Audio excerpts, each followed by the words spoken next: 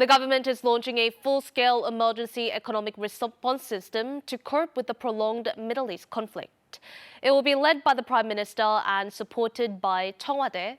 Ministers will take charge of key areas like prices, energy, finance, and public welfare to manage the situation. The 5-day driving rotation system has been strengthened for the public sector. The stricter rule now also applies to subcompact and hybrid cars, which were previously exempt. At the president's order to prepare for a worst-case scenario, the government has begun operating an emergency economic response system. An emergency economic situation room will be installed at Cheong Wa Dae.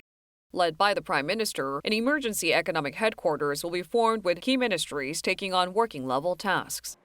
Under the emergency headquarters, task forces will be set up to address prices, energy supply, financial stability, public welfare, and overseas developments, with ministers in charge of each sector overseeing the situation.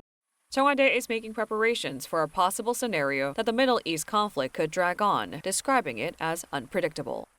The presidential office believes that it will take a considerable time for energy supply to normalize even after the war ends.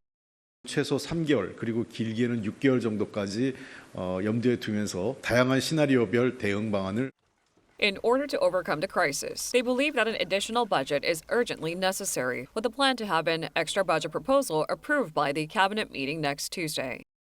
위기 대응은 타이밍이 생명입니다.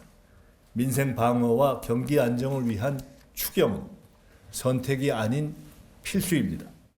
Meanwhile, 2 million barrels of crude oil, part of the 240 million barrels the government urgently secured from the United Arab Emirates, was deposited in the Yeosu Oil Reserve Base on Wednesday. The remaining amount will be arriving in order from later this month.